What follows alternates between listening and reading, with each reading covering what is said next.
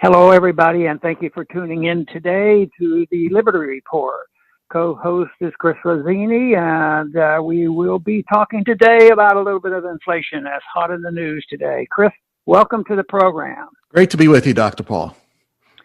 Good. You know, I've talked a bit about inflation. Matter of fact, inflation and the money supply was the motivation for me to even speak out about political things and economic things way back in the 70s, because we had a lot more inflation at that time, and we may still get that much here. But, you know, it was when Nixon closed the gold window and we went off the gold standard, and inflation was roaring. And although I was practicing medicine at that time, I thought this is a serious problem. It's going to be around for a while. And it has turned out to be a major economic event. So August 15th, 1971, in the history of monetary policy, especially dollar policy, is a major event. But one thing that I did learn early on, even before I got into politics, because I studied Austrian economics, was that definitions are real important. And Mises made a big point of this, that, you know, inflation is not just prices going up. Inflation is dealing with the money supply. The increase in the money supply makes a big difference. But endlessly, even to this day, even to this week, we hear all these arguments, which are the Keynesian arguments. Blame something else. Don't blame the money supply, because if the money supply is exposed for the real culprit, then it goes right back to the politicians who spend money, run up debts, and then the Federal Reserve accommodates by just printing the money. Now, I do have a chart here that I hope you can visualize and see to demonstrate what has been happening to the money supply. And this, to me, is so dramatic. It's a chart on M1 money supply, and it goes all the way back to 1961. So you can go back and look at what it was in 1971. Very low. And it just crept along the bottom of that chart for a long time until something dramatic happened a year ago. And you see it's parabolic straight up.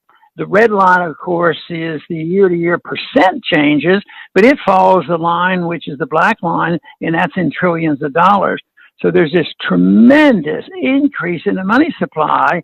But, you know, the story we hear now, because they always want to go back to, you know, distracting from the real arguments, this is transitory. It's not going to last. It's temporary. It's because we've had COVID. It's because of ABC. The unions are demanding too much. The minimum wage is going up. All that is just distraction, because the real culprit is the destruction of money, and that's what they set in motion back in 1971. They wanted no restraints on printing money, and we've been able to maintain that fraud for a long time because we were and continue to be pretty wealthy, but we were super wealthy then. We had an empire. The empire forever has expanded. We had the military might that was accumulated over the two world wars. So it's something that has been there. But our argument has been, Chris, and you've been part of this argument, is this is just temporary. This is mischief. This is misleading. But big events are occurring, and I think this chart we just mentioned is so dramatic on what's happening. This cannot be sustained, and yet the markets had a nervous one day, but they come up and they say this is transitory. Don't sweat it. And Yellen and the Federal Reserve people, they always say we can contain it. We can handle it. So. But one of these days, their promises will just fall very flat. They are falling flat more than ever. But to me, if anybody is interested in personal liberty and thinks the government ought to be reined in either domestically or on foreign policy, they have to understand money, because that's where the real tax is. There's a lot of taxes, but the real tax is print money, devalue the currency, steal the wealth from the people, destroy the middle class, and that's the way they'll pay for it. So, Chris, this is something that's been with us, but one of these days it will be resolved. I hope we can influence people to thinking once again about sound money. Me too, Dr. Paul, and you are right, and that chart is so telling. The Fed and the government have really done it this time. And they're not going to be able to hide from the consequences because of how extreme their money printing has been over the last year or so. And it's showing up. The CPI is rocketing up. The PPI, Producer Price Index, is rocketing up. These are the results of this unprecedented so-called stimulus. And as we have said over and over, when prices rise, there will always be some other excuse, some other way to focus just on the symptoms, never on the cause, and surely never on the cure, but on whatever the symptoms are in the economy and away from the Federal Reserve. That's what the media does. That's what all the professional mouthpieces do. And the questions are, well, what should politicians do now? What should the Fed do now? And, you know, from their perspective, it's understandable. They want to keep themselves going. They're not going to shut themselves down. They're not going to admit that they're the problem. So the focus will always be on the symptoms. And that's why, fortunately, we have this show, many others, the internet, to go straight to the root. Go to the root of the problem, take care of it, and the symptoms will go away. You'll solve the problem. You know, Chris, after that episode in 1971, I was sort of shocked that the next day I was attending a Chamber of Commerce meeting, and they were strongly endorsing everything Nixon was doing, you know, wage and price controls and tariffs to destroy the gold standard and all of these things. So it was shortly thereafter that the local congressman was coming to town. I had never met him. I was never involved in politics. I'd never met anybody in government. But I went to the meeting, and it was a pretty boring meeting. But at the end, I did get to ask one question. And all I asked him was for him, the congressman, to define inflation. And he was very Keynesian. He says, well, it's like this. The inflation can be one of two things. It could be cost push inflation or demand pull inflation. And to tell you the truth, I had not heard that before, but that's classical Keynesianism. Don't talk about the money supply. Costs are going up, so that pushes the prices up. Demand goes up. There's a shortage of something. Demands go up. Then you have your pull inflation up. Then, of course, then there's all kinds of other things that they'll make excuses, shortages and hurricanes and whatnot. But they work very hard at exposing the real truth. But, you know, yesterday was an interesting headline because the early part of the week we had the CPI, which was much higher than they expected.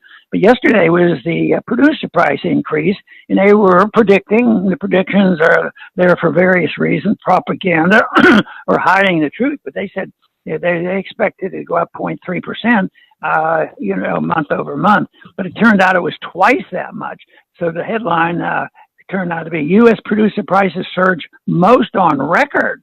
So the prices are going up, and that's where the real problem is, and that's where the consumer is really hurt. But, you know, there's another thing that I think is a bit ironic is, and I've complained about this, Chris, and you've heard me say it so many times, isn't this the stupidest thing you ever heard over all these years? And that's maybe the last decade. Well, you know, through QE, you know, we need to stimulate things. We need to stimulate. And they equate rising prices with an economic growth. Of course, in a good economy, prices go down because productivity goes up and the value of the money increases. So it was, then that they started this episode way back probably with Greenspan and Bernanke, the whole month. We have to get prices to go up faster. So our goal is to get 2% increase. And I keep thinking, well, that's stealing 2% of a person's money. That's the tax. It's an additional tax. But I always suspected, and I think we're already at that point now, is they will lament the day when they get their 2%. Because then, when it did hit 2% during the last year, they just denied it or ignored it. But now they can't ignore it anymore, and it's going up that fast within days and weeks, and it's going to get much worse.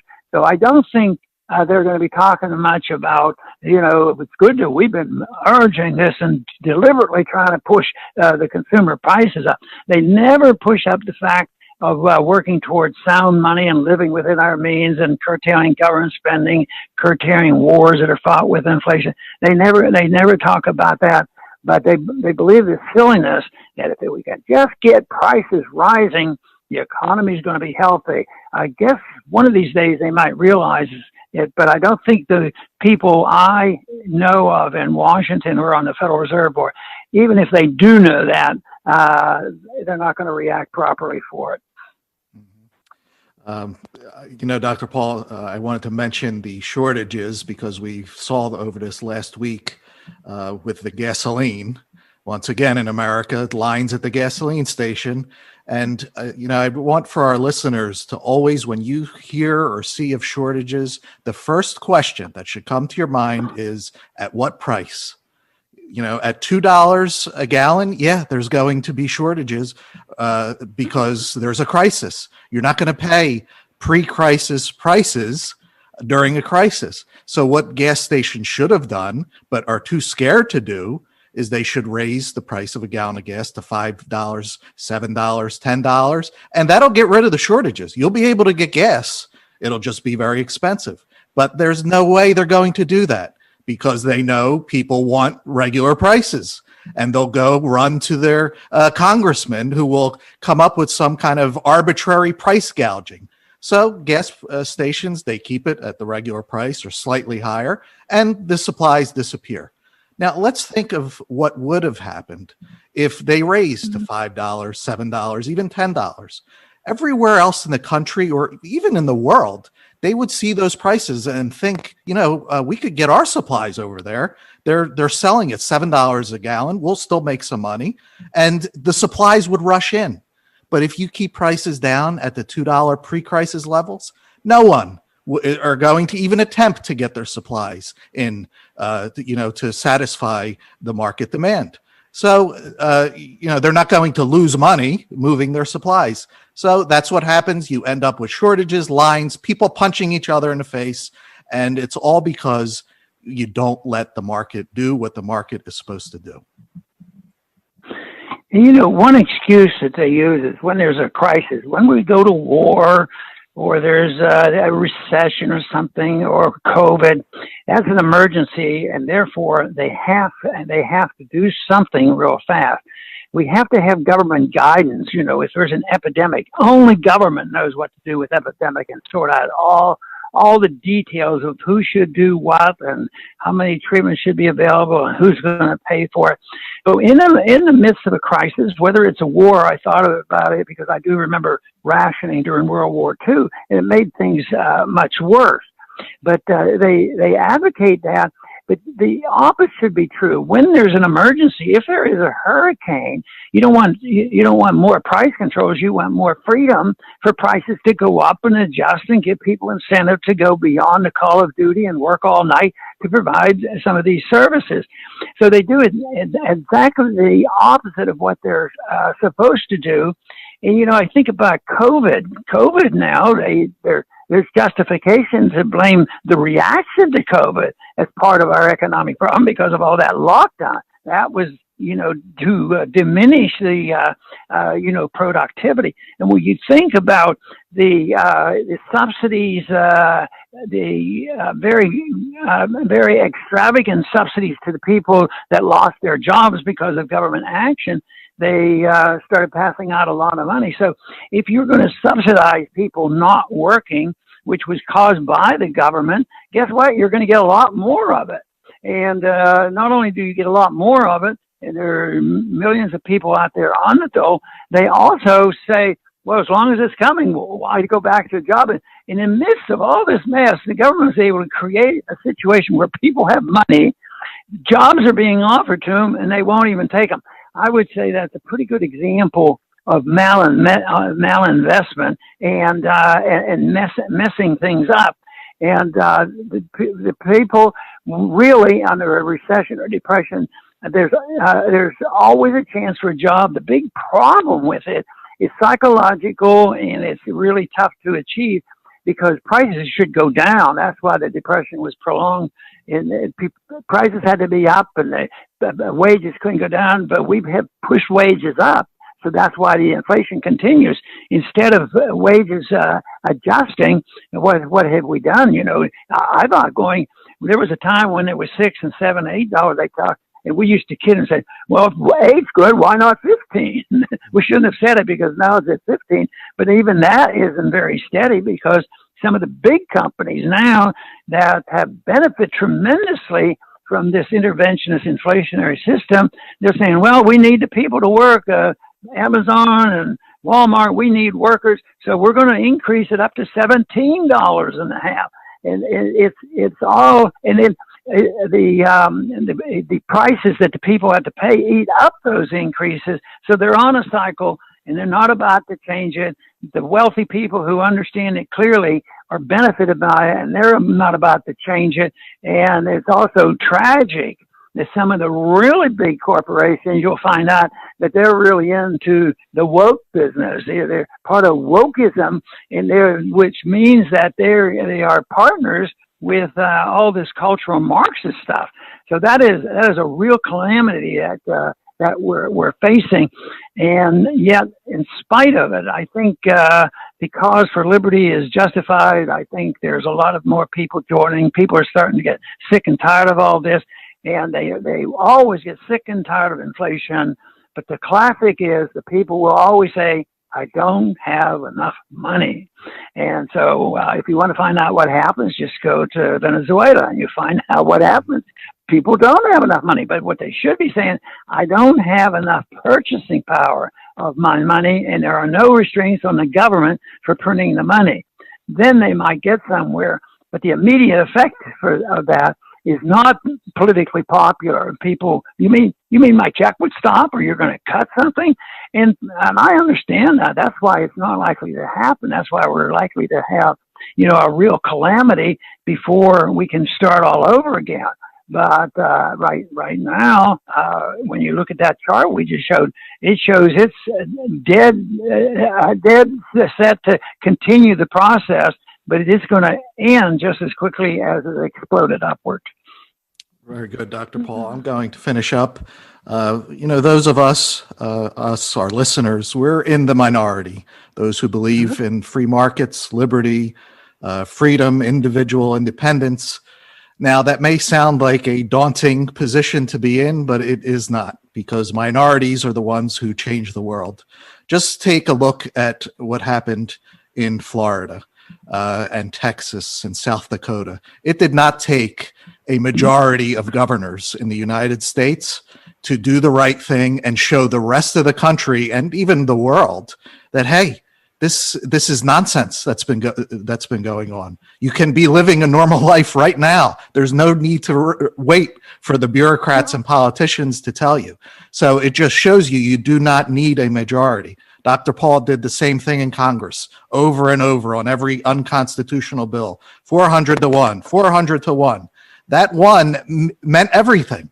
So in your small circle, in my small circle, no matter how big or small our circle of influence is, it's important to be the one, because by doing so, the potential is there to change everything for the better. I want to close by talking a little bit about what's going on with coronavirus, because it does involve money and deficits and inflation, and it all comes together because it's all undermining the principles of liberty. But today there was a report out that caught my attention. It just represents, the stupidity of all this. The COVID testing has been proven to be totally unreliable. The medical information that we get using masks and other things, there is no science to what they've done, and people have suffered. They put masks on kids who never get the disease. It's on and on. You hear of all this silliness.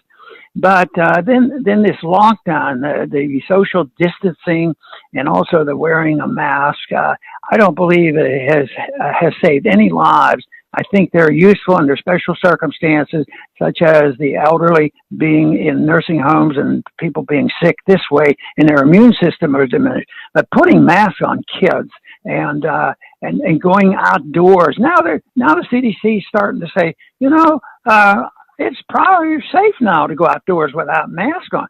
But people are so conditioned that they still want to do it.